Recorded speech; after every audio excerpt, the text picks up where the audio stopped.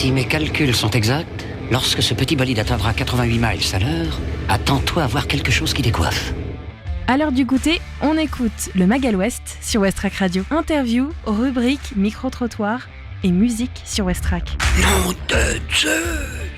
Bienvenue dans le Magal West du jeudi 12 septembre 2024. Il est 17h et comme chaque soir, je vous retrouve pour le Magal West, votre émission d'information sur Westrack Radio. Au sommaire de cette émission, la météo du jour, les informations locales et puis on découvrira ensemble le groupe australien Gut Health pour notre découverte musicale. Rendez-vous en deuxième partie d'émission pour découvrir la nouvelle exposition du Tetris, Manifestante, qui sera exposée à partir de jeudi prochain, notamment lors de l'anniversaire du Tetris et qui restera pendant un mois dans la salle d'exposition du Tetris. On en parle donc en deuxième partie d'émission. La diffusion d'un reportage aussi sur le pôle party du SEM, une fête de la salle de répétition organisée les 27, 28 et 29 septembre. On est donc parti pour une heure d'information locale dans le Magal West.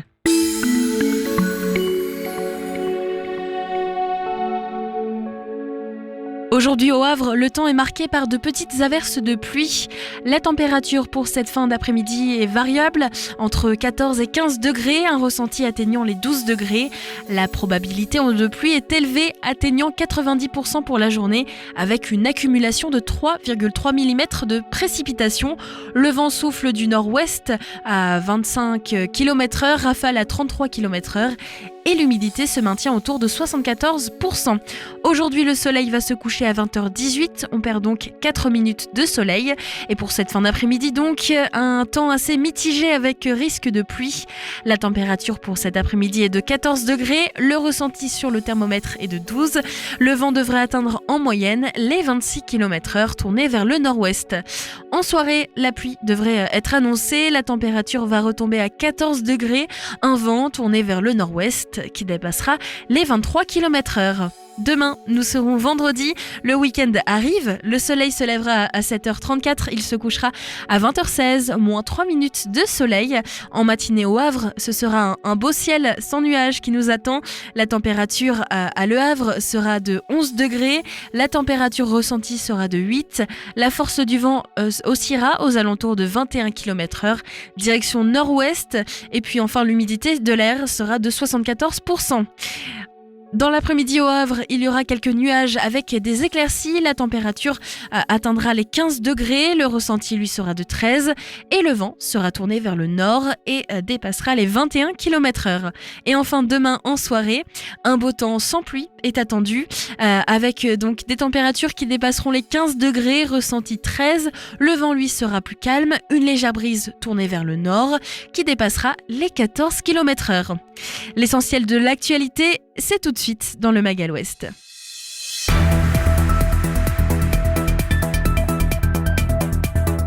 Invité par la mairie du Havre, le chef de l'État est attendu aujourd'hui à l'occasion des commémorations de la libération de la ville martyre. Un protocole militaire et technique exceptionnel marquera le 80e anniversaire de la libération du Havre avec la présence du président Macron. La cérémonie officielle classique n'étant plus de mise, le PCF havrais a vivement réagi. La ville a en effet finalement programmé une situation plutôt compliquée qui a été jugée par Baptiste Boza, secrétaire de la section PCF au Havre, dans un communiqué ce mercredi 11 septembre 2024 en matinée. En effet, la ville leur a fait savoir qu'ils ne pourront pas déposer une gerbe devant le monument aux morts à l'occasion de cette cérémonie officielle au vu du caractère exceptionnel de la venue du président de la République, alors que le PCF havrais exhortait au maire de revenir sur sa décision et prévoyait un dépôt de gerbe malgré tout jeudi 12 septembre à 9h30 au monument aux oiseaux blessés dédié à la résistance. La situation a évolué en début d'après-midi hier. La ville a informé qu'une cérémonie se tiendrait le lendemain à 13h devant le monument aux morts avec toutes les associations. En amont donc de la cérémonie protocolaire avec le président Macron programmée aujourd'hui à 17h30. Tout juste 80 ans après le bombardement de septembre 1944 et la libération du Havre, certaines archives photos restent encore inédites. Aujourd'hui, Paris-Normandie se retrouvait à travers des traces de ces clichés du Havre détruit. En septembre 1944, Daniel Cosset, contacté par Paris-Normandie, était jeune sapeur-pompier de Paris. Lors de ses premières permissions, le conduit donc dans sa ville natale du Havre au lendemain des bombardements alliés qui ont détruit le centre-ville. Photographe amateur comme son père André, il arpente les ruines de la ville martyre. Le père et le fils offrent un témoignage inédit. Des immeubles dont il ne reste que quelques pierres, des bâtiments emblématiques disparus à jamais, des rues encombrées de gravats et de cimetières provisoires creusés dans l'urgence. Ces images ont capturé des instants de ce qui était la vie des Havrais dans une ville détruite à 80% et qui a fait plus de 65 000 sinistrés. L'usine Sibany-Stillwater se réoriente à Sandouville. Au lieu de raffiner du nickel, elle produira des composants de batteries de véhicules électriques d'ici 2027. Avant ça, une consultation publique est menée jusqu'au 18 octobre 2024. Il y a du changement dans l'air, donc dans ce projet de l'usine Sibany-Stillwater de Sandouville. Le site classé Céveso, seuil haut, sera transformé en vue de produire du PCAM, précurseur pour matériel actif de cathode, pour les cathodes contenues dans les batteries des véhicules électriques. Aujourd'hui, 10 000 tonnes de nickel y en sont encore produites chaque année sous différentes formes à destination des marchés automobiles électroniques par une unité de 216 salariés. Cette activité laissera la place au projet Gallicam qui prévoit à l'horizon 2027 une production annuelle de PCAM équivalente à 10 000 tonnes de nickel. La construction de la nouvelle unité de production est attendue d'ici la fin 2025 après une consultation et une enquête publique. La concertation est ouverte aux citoyens jusqu'au 18 octobre 2024 qui peuvent donner leur avis sur le sujet en mairie ou via projetgallicam-concertation.fr. Dans le cadre de la 9e édition d'À-l'heure santé, les bars et restaurants havrais se mobilisent le vendredi 13 septembre 2024 contre le cancer infantile. Consommer solidaire, ce vendredi, une fois n'est pas coutume, l'opération À-l'heure santé revient cette année au Havre et mobilisera 36 partenaires au grand cœur. Ainsi, à l'instar des éditions précédentes, restaurants, bars havrais et dionysiens se fédéreront autour de Ludivine Rouzès, l'ambassadrice de l'association Imagine for Margot, pour lutter contre le cancer des enfants. Pour certaines consommations et repas servis dans les établissements participants, les gérants s'engagent en effet à reverser une partie de leurs recettes de la journée ou de faire un don à Imagine for Margot. Engagée dans la lutte contre le cancer infantile auprès d'Imagine for Margot depuis la mort de sa fille Emma, d'un neuroblastome en 2014, Ludivine Rouzès a été rejointe dans son combat par Alice et Antoine Cata qui coordonnent l'opération À-l'heure santé cette année. Plus d'informations sur les lieux qui participent à cet événement vendredi 13 septembre au Havre sur la page de Imagine for Margot sur Facebook. Des idées sorties pour cette semaine ou ce week-end pour te culturer sur Westrack Radio. 3 événements organisés sur le Havre pour vous faire sortir aujourd'hui. Tout d'abord, à 18h30 et jusqu'à 21h30 au Hangar 0, c'est l'atelier 2 tonnes. Un atelier qui vous offre l'opportunité de découvrir les moyens individuels et collectifs pour opérer une transition vers un monde à faible émission de carbone. En équipe, vous élaborez votre propre scénario de transition bas carbone jusqu'en 2050. Et pour ce faire, une simulation de la transition en France sera effectuée en prenant en compte vos empreintes carbone et vos choix. Vous pourrez ainsi observer en temps réel leur impact sur les émissions, tant au niveau individuel que collectif, un temps instructif mais aussi convivial. C'est donc cet après-midi à partir de 18h30 jusqu'à 21h30. Il faut réserver sur le site du Hangar 0 et le prix est libre. Si vous êtes plutôt musique, c'est une scène ouverte qui vous attend ce soir au Jost, à l'auberge de jeunesse Jost. Donc chanteur, danseur, humoriste, magicien ou quel que soit votre talent, venez le partager lors de cette soirée. Les inscriptions sont ouvertes encore par mail à contact@now-prestation.com pour assurer une place sur scène avec un DJ set ensuite pour l'ambiance avec DJ Tibbs au platine. Et enfin, au Havre, une ouverture des bières sauvages AOB. C'est une dernière expérimentation brassicole en cours à la brasserie. Ils lancent une gamme de 5 bières sauvages pour commencer. En fonction des souches de levure, des bactéries et des fûts utilisés, vous pourrez y déguster des bières acidulées, fruitiées ou même fermières. Un nouveau monde à découvrir. Lors de cette soirée, c'est gratuit, c'est au Underdog du Havre. C'est demain à partir de 19h. Vous êtes à l'écoute du Mag à l'Ouest. Aujourd'hui, il est 17h09. Une très bonne fin de journée à vous. Merci de vous être branchés sur Westrack Radio. On fait un petit point musical avec notre découverte de cette semaine. C'est Gut Health, un groupe australien.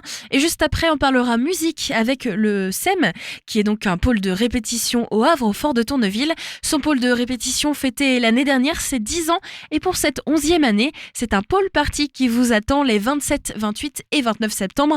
On fera le point dans un instant. Audace sonore, visuellement aventureux, de l'art punk hypnotique avec un côté post-punk bizarre, l'ensemble Gut Health, composé de 6 membres, a émergé de l'underground de Narm et Melbourne pour devenir l'un des nouveaux groupes les plus fascinants d'Australie, avec 4 EP à son actif et une sortie prochaine en octobre de Stiletto le 11 octobre prochain. Westrack Radio vous emmène dans cet univers punk décalé et à côté de la norme. En attendant Stiletto, Gut Health prépare nos oreilles avec 3 nouveaux singles, Separate State est l'un d'entre eux.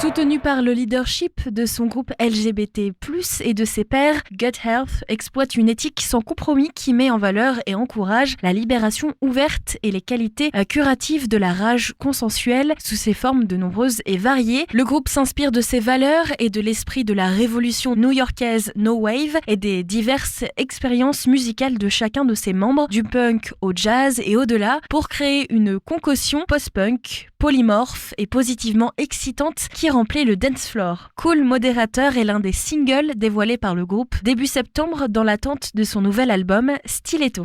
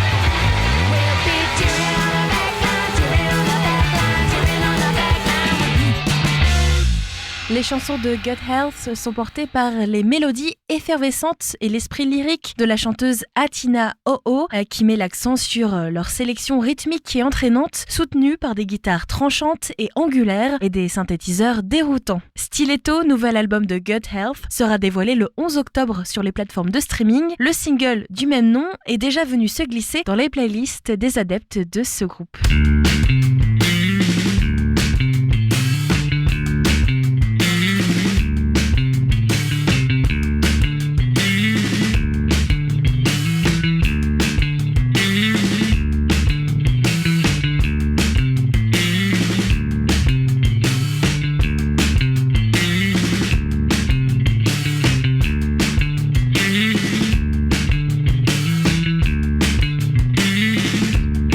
The revolution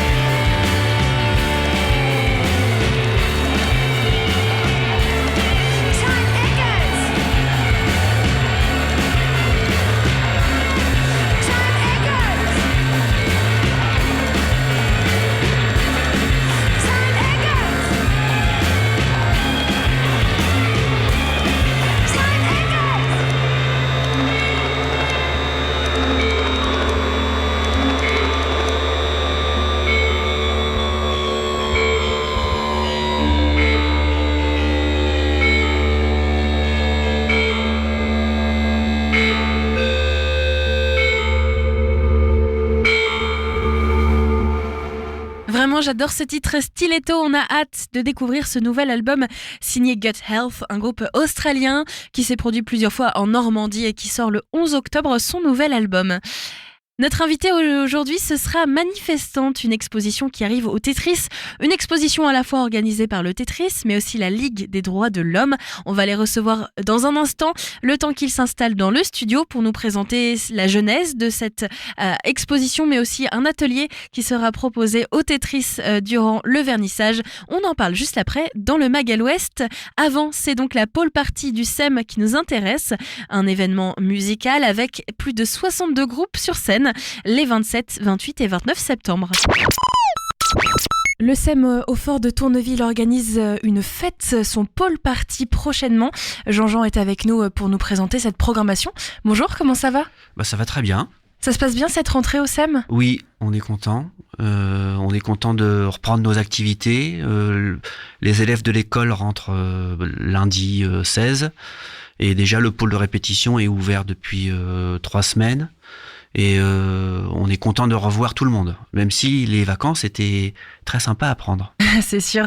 Vous allez avoir pas mal d'événements qui vont arriver sur les prochains jours. Alors, on peut le rappeler, le SEM, c'est donc une école et puis un pôle de répétition. Et un pôle de formation professionnelle également. Aussi. L'année dernière, vous avez fait déjà une grosse stuff pour fêter les 10 ans, c'est ça ? Oui. Du pôle de répétition.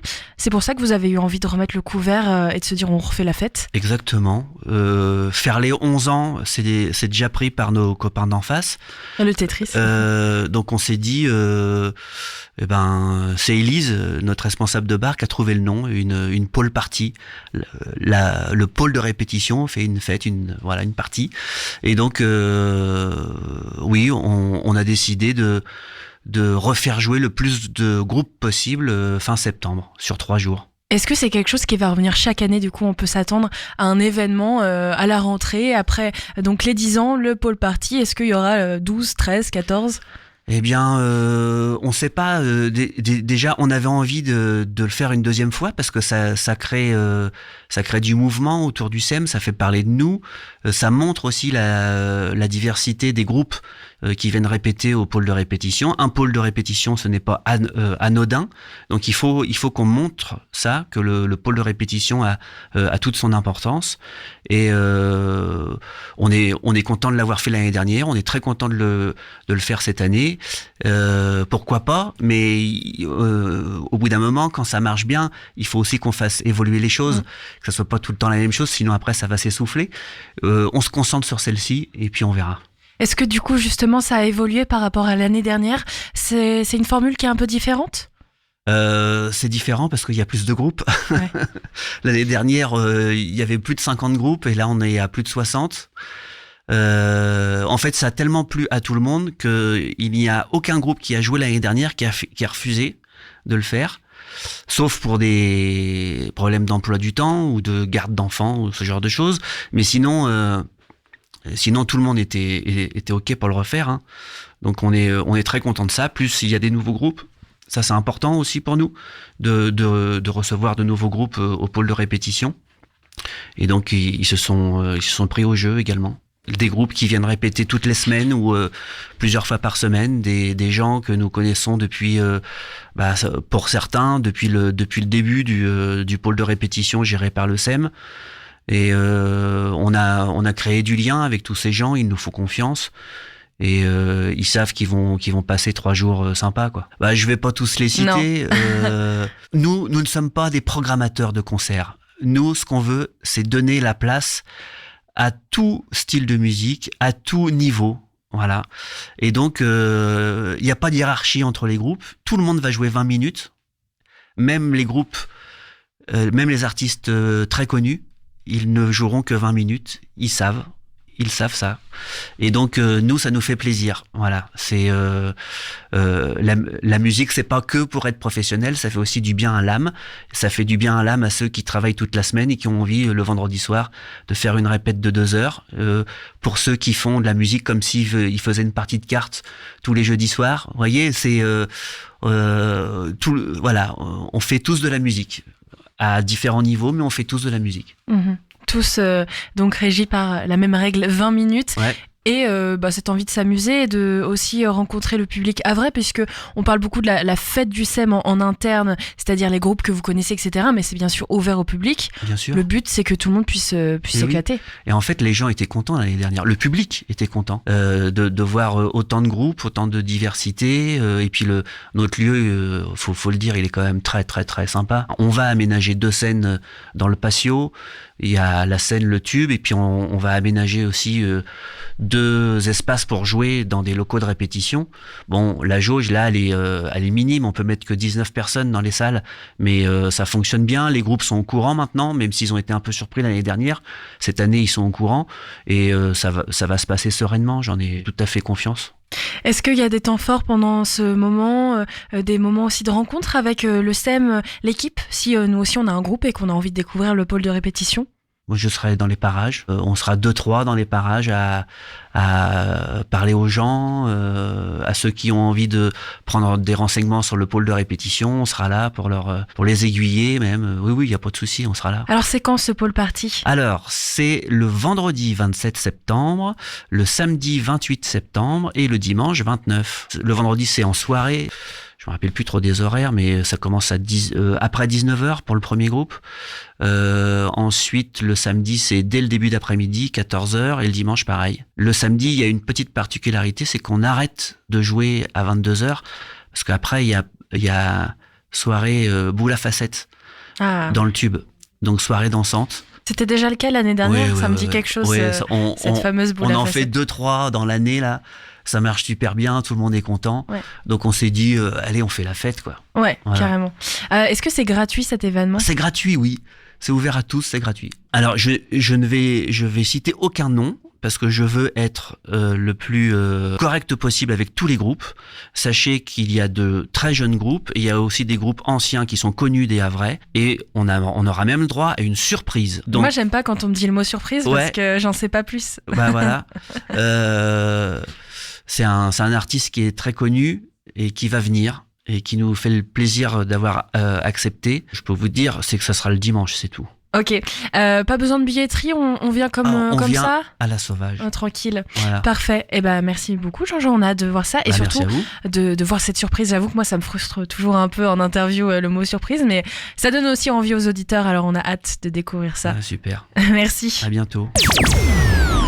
Voilà donc pour cette pôle party. Notez bien dans vos agendas 27, 28 et 29 septembre pour de la musique. Et puis se passe aussi la semaine prochaine au Tetris l'anniversaire, je vous le rappelle, puisque les 2 entités, le SEM et le Tetris, sont arrivés à peu près en même temps au fort de Tourneville et donc fêtent leur 11e anniversaire un petit peu en même temps au fort de Tourneville. Au Tetris, ça se passe le 19 pour l'anniversaire et le 20 et 21 pour la rentrée du Tetris. 3 soirs de concert. Et puis si vous êtes intéressé par l'histoire du Tetris, de son implantation au fort de Tourneville et quelques éléments autour de sa collaboration avec le SEM, j'ai préparé un podcast pour vous qui sera diffusé la semaine prochaine à partir de lundi et jusqu'à dimanche, tous les soirs à partir de 18h. C'est Tetris 10+1, l'histoire de cette SMAC, de cette salle de concert, mais aussi de son implantation au Havre et dans le fort de Tourneville. Diffusion donc de ce podcast en direct tous les soirs à 18h à partir de lundi et puis directement sur notre site ou sur les plateformes de streaming en podcast à partir donc de tous les soirs, juste après diffusion, donc à partir de 19h. Allez, nous on va retrouver tout de suite notre petite manifestante, notre exposition qui arrive au Tetris. D'ailleurs, ils posent leurs valises à partir de l'anniversaire du Tetris, c'est jeudi prochain. On va en parler tout de suite avec nos invités.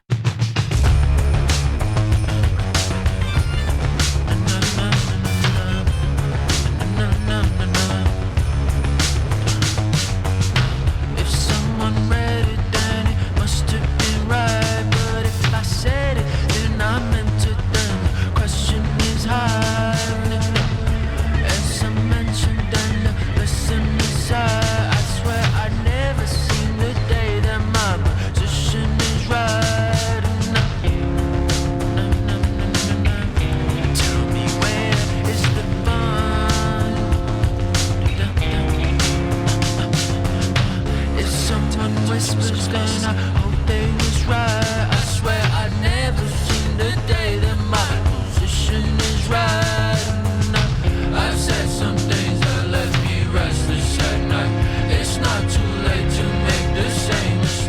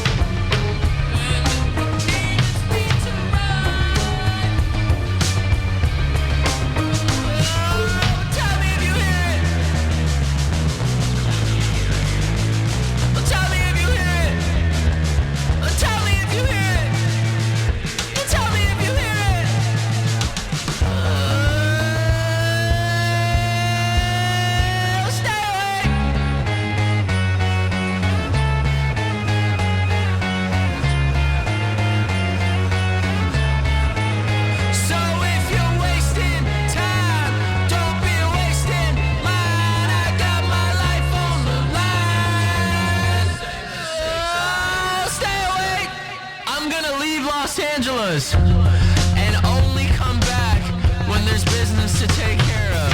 Because unfortunately, I now understand the meaning of the word jaded. Say it ain't so, it happened to me. And you may think, well, this couldn't happen to me. I'm aware, I'm conscious, I'm one of the smart ones, huh? Oh man, but the rug gets pulled out from under you real quick, man.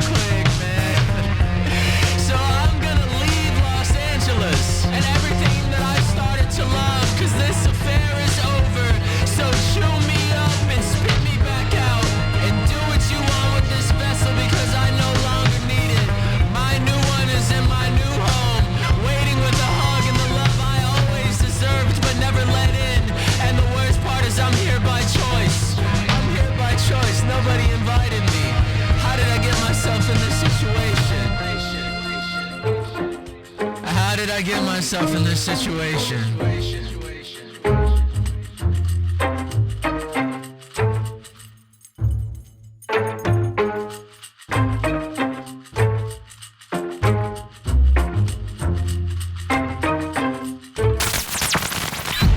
Il est 17h36 sur West Track Radio. Bienvenue à vous dans le Mag à l'Ouest avec nos invités du jour, en rendant honneur aux femmes qui manifestent et aux artistes qui s'éparent de la contestation. L'exposition Manifestante débarque dans la salle d'exposition du Tetris prochainement. Et pour nous présenter cette exposition, j'accueille Clémence, Ambre et Salomé dans le studio. Salut à vous trois. Salut. Bonjour. Ça se prépare bien cette exposition ? On est prête ? Presque. On est presque prête. On est presque prête pour l'installer. Je veux bien que vous vous présentiez chacune parce que cette œuvre, enfin cette exposition, pardon, c'est quelque chose de collectif avec plusieurs entités. Donc je veux bien que vous vous présentiez et votre rôle du coup dans cette expo. Alors, je commence. Donc, je suis Clémence, je suis adhérente à la Ligue des droits de l'homme et graphiste indépendante. Et je pense qu'on reviendra plus tard sur le rôle un peu de chacune dans le projet de l'exposition. Moi, je suis Salomé, je suis historienne de l'art et donc j'ai participé sur l'invitation de Clémence à ce beau projet dont on va discuter en détail. Moi, je suis Ambre, je suis à l'action et à la médiation culturelle. Et du Tetris. Du Tetris, oui, du Tetris. C'est parce que je suis déjà venue plusieurs fois, donc c'est vrai, mais il faut préciser. Je suis un peu comme à la maison, quoi. Carrément. Et je suis aussi en charge de la programmation de l'espace d'exposition. Et j'ai aussi participé, plus que d'habitude sur cette expo-là, parce que je vais notamment exposer un dessin dans l'expo. Dans une semaine, le public pourra découvrir cette exposition, mais ça fait des mois que vous la préparez. Il y a plusieurs personnes qui travaillent sur ce projet, plusieurs structures. Comment est venue cette idée de se dire, ok, on fait une expo sur les manifestantes ? De quel côté c'est venu et comment tout ça s'est noué ensemble en fait ? Alors, ça part de la section de la Ligue des droits de l'homme du Havre, hein, qui est une petite section à partir de laquelle on a voulu travailler sur le droit de manifester. Ça part vraiment du droit de manifester. On a constitué un groupe de travail pour réfléchir autour de cette notion et on a commencé à lire plein de choses, à regarder des documentaires, écouter des podcasts et c'était assez vertigineux parce que c'est un sujet qui est très vaste et depuis le début, on voulait lier dans ce sujet-là en fait intégrer à ce sujet-là le rôle des femmes dans les manifestations et le rôle de l'art et des artistes qui s'emparent de la manifestation. Et donc, assez rapidement, on a invité des autrices à réfléchir avec nous sur ce sujet parce qu'au sein de la Ligue des droits de l'homme, on n'avait pas forcément ces compétences-là. Et puis, on s'est mis aussi à la recherche d'un lieu d'exposition, d'un lieu pour organiser des conférences. Et c'est comme ça que le projet s'est construit. Surtout qu'aujourd'hui, vous êtes 3, mais il y a d'autres aussi structures et personnes. Est-ce que vous pouvez me parler des autres personnes qui ont travaillé sur ce projet ? Donc, il y a René Bodino, qui est l'ancien président de la section, qui a travaillé sur toute la partie chronologique, et Pierrette Pape, qui a rédigé une grande partie des textes de l'exposition. Donc, c'est un travail à plusieurs personnes, plusieurs voix. Ce sera quoi le contenu de cette exposition ? Alors, il y a plein de contenus différents. Ouais. Donc, comme je l'ai évoqué, il y a une chronologie qui part de 1789 jusqu'à nos jours, mais qui est une chronologie croisée. Donc, c'est-à-dire qu'on va parler des manifestantes, donc il y a une chronologie vraiment des manifestantes, et en fait, on va avoir différents niveaux de lecture sur des points précis, sur des évolutions du droit de manifester, sur des grandes manifestations, des grandes mobilisations, et aussi une évolution de l'encadrement militaire et policier. Donc toujours dans cette approche à la fois historique, mais aussi artistique. Oui, alors dans la chronologie, pas spécifiquement, mais après, à l'intérieur de l'exposition, on a l'approche historique qui est traitée par Pierrette, et puis on a une grande partie aussi sur la partie de Salomé qui va vous l'expliquer en détail, sur la partie artistique. Et on a aussi invité une artiste, une graphiste plasticienne, à exposer des banderoles, qui sont des banderoles féministes qu'elle a cousues depuis plusieurs années, et qui seront exposées dans la rue, en hauteur, dans le Tetris. Salomé, est-ce que tu veux nous en dire un peu plus ? Oui, tout à fait. C'est vrai que quand Clémence m'avait parlé du projet au début, c'était vraiment, il me semble, au démarrage de ces questionnements sur la manifestation de façon un petit peu générale. Et c'est vrai que de nos discussions, étant donné aussi la proximité de Clémence et moi sur les thématiques artistiques, graphiques et autres, la question de l'exposition est quand même vite apparu, et quelque part c'est aussi grâce à l'exposition qu'on a écrit la thématique aussi, et qu'on a resserré sur l'angle notamment donc des manifestantes, puisque dès lors qu'on aborde la question de la manifestation, c'est vrai que les sujets sont extrêmement vastes, on s'attaque quand même à un dossier assez conséquent, et en fait on avait envie d'abord de tout traiter, mais on était quand même dans l'incapacité de tout aborder et de tout traiter. Il a donc fallu faire des choix qu'on a quand même finalement, et là pour le coup, la Ligue havraise a quand même réussi à trouver, je pense, le bon compromis entre la partie des conférences qui sera organisée, qui permet de traiter d'autres aspects de la manifestation, là où du coup l'exposition, elle, donc, s'est resserrée sur vraiment la question des femmes. Et là, de nouveau, ça s'est aussi fait en discussion avec le Tetris, là où le calendrier était complètement favorable à l'organiser sur les journées du matrimoine. Et donc, tout prenait sens, quelque part. Moi, de mon côté, mes recherches tournent beaucoup autour de la question des femmes artistes. Donc, ça faisait assez sens pour moi aussi de participer à ce projet sous le questionnement des manifestantes et donc des artistes femmes qui s'emparent du médium pour manifester. Et donc, j'ai rédigé un texte qui sera présenté dans l'exposition et qui soulève ces questions-là, à savoir comment le médium, l'outil, etc., peut être un support pour les artistes femmes de manifestation. Ambre, le Tetris, donc, c'était le lieu d'accueil. Comment est-ce que toi, tu as amené aussi ta patte dans ce projet ? Déjà, le projet m'a tout de suite parlé et m'a beaucoup touchée. Il y avait la volonté de Marie et comme moi, en fait, de faire quelque chose pour les journées du matrimoine. On voulait déposer un dossier à chef, on était en train de réfléchir à la forme que ça allait prendre. Et Salomé et Clémence sont tombées à pic, parce que ça faisait sens. Donc Marie, c'est la régisseuse du Tetris. Oui, régisseuse générale. Qui participe aussi à ce projet. Oui, elle a été là notamment pour nous aider à l'accrochage, comme Baptiste d'ailleurs, le directeur technique.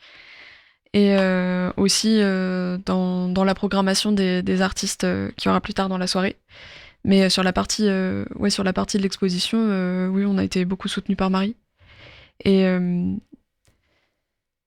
donc, moi, ma partie, en gros, ça a été de les accueillir au mieux possible. En fait, c'est beaucoup de logique, de logistique. Et j'ai aussi notamment insisté sur le fait que je voulais qu'il y ait des banderoles d'Anaïs Ange-Albert qui soient aussi exposées. Et parce qu'il y avait l'idée qu'elle vienne faire un atelier quoi qu'il arrive, et donc ça prenait sens que son travail soit aussi exposé. D'ailleurs, j'en profite pour dire que l'atelier de création de banderoles, il sera juste avant le vernissage, de 14h à 18h. C'est 5 €, et vous pouvez réserver sur le site du Tetris. Parce qu'en plus de l'exposition, donc, on peut venir faire nos banderoles. Alors, c'est réservé à quel public ? Est-ce que c'est plutôt pour les jeunes ou pour les adultes ? C'est pour tout le monde, ouais. à partir de 10 ans. Parce qu'il y a quand même des fers à repasser, des aiguilles, des machines à coudre. Donc voilà, mais c'est ouvert à tout le monde.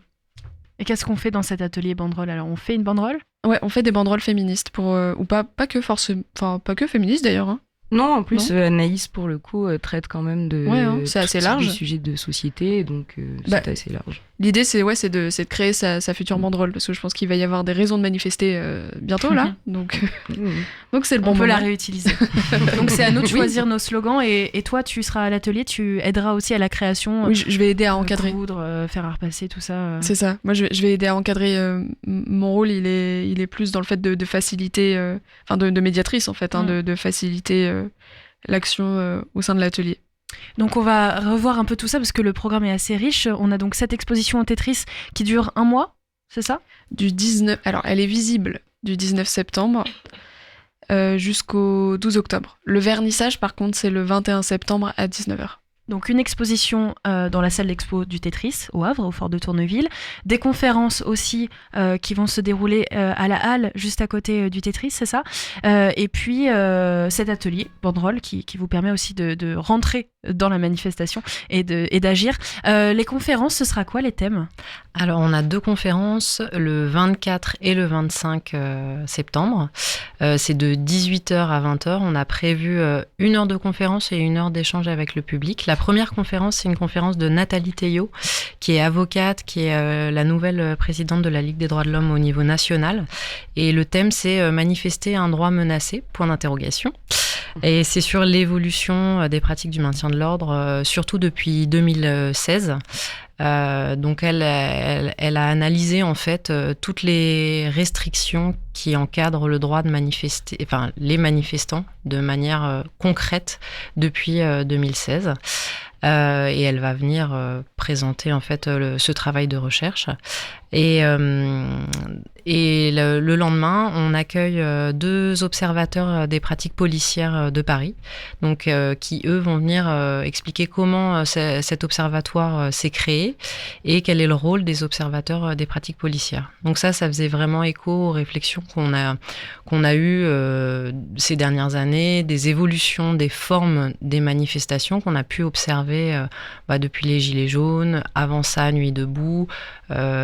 Donc l'idée, c'est aussi de parler de toutes les formes de la manifestation aujourd'hui et de voir comment les observateurs peuvent, en fait, en étant des intervenants extérieurs,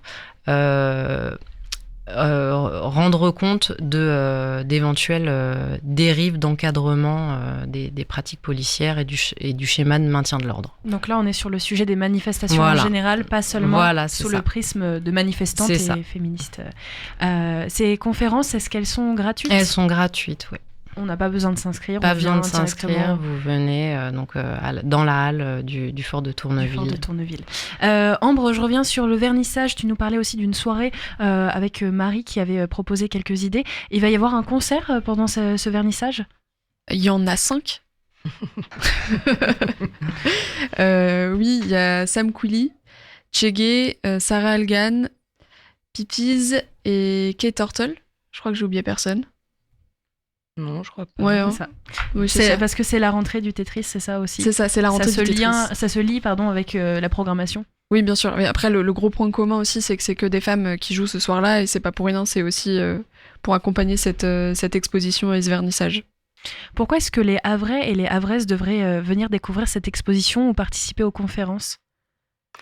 Mais déjà pour apprendre plein de choses, bien sûr, pour apprendre plein de choses, pour aussi, je pense, réfléchir malgré tout à la question de la manifestation et prendre du recul vis-à-vis de ce qu'on en entend beaucoup dans certains médias versus ce qui a été, ce qu'elles ont permis et puis en fait ce qu'elles permettent encore et ce qu'elles permettront toujours. Donc d'ailleurs à ce niveau, merci aux manifestantes d'exister, d'avoir existé, que rien que pour leur rendre, je pense, hommage, il faut venir à l'exposition. Je crois que ce sera une exposition qui sera un peu immersive parce que pendant qu'on découvre cette exposition, il y a aussi une bande-son qui est prévue avec des vraies manifestations. Oui, il y a une bande-son qui a été enregistrée donc par l'équipe de Westrack, en partie donc, qui est vraiment découpée en 2 grandes séquences. Donc les Josettes Rouges, qui est une chorale féministe havraise, ont été enregistrées et chantent une petite dizaine, je crois, de chansons féministes. Et il y a aussi une deuxième partie où on entend des sons de manif au Havre ces dernières années. Et c'est vrai que on a pensé cette exposition la plus généreuse possible. C'est-à-dire que pour nous, manifester, c'est un acte joyeux et qui prend plein de formes différentes. C'est-à-dire, on parle des supports, on parle des slogans, on parle avec nos corps, avec nos voix. Et donc, avoir une bande-son, ça faisait sens aussi par rapport à toute cette histoire qu'on va retracer. Et les raisons de venir voir cette exposition, elles sont multiples aussi parce qu'on a l'habitude d'entendre une histoire très précise sur des faits assez isolés, en fait, de manifestations féministes qui ont eu lieu à des moments précis. Et là, on a essayé quand même aussi de retracer ça à travers plein de grands sujets de société qui touchent les femmes et pas seulement celles et ceux qu'on connaît les mieux. Donc, je pense que tout le monde peut apprendre des choses en venant lire et regarder. Donc, il y aura aussi des images. Il y a toute une recherche iconographique qui a été faite pour illustrer les textes. Donc, ça va être assez dense en texte, mais il y a aussi des images. Et on a aussi prévu que les visiteurs et les visiteuses puissent repartir avec un petit bout de l'expo, une petite image, comme un tract, ce qui est aussi un support qui est facile à diffuser. À la manifestation. Voilà, c'est ça. On reste dans le thème. Ouais. Le vernissage, donc, c'est le samedi 21 septembre à 19h. Oui. Parfait. Merci à vous trois. Donc, manifestante, exposition à retrouver au Tetris dans la salle de l'expo. Est-ce qu'il y a un site où on peut retrouver toutes ces infos qu'on vient de citer, les conférences, tous les rendez-vous ? Oui, alors il y a plusieurs endroits. Sur le site du Tetris, on peut retrouver tout ce qui concerne l'exposition et l'atelier banderole. Et c'est vraiment sur le site du Tetris qu'il faut se rendre pour pouvoir s'inscrire à l'atelier banderole. Et il y a un site de la Ligue des droits de l'homme du Havre sur lequel on met à jour en fait toutes les informations qui sont relatives aux conférences avec justement le programme, les horaires et les lieux. Ok, et ben comme toujours, on vous remet ça aussi sur la fiche podcast sur Westrack Radio à la fin de cette émission. Merci à vous trois. Merci. À bientôt.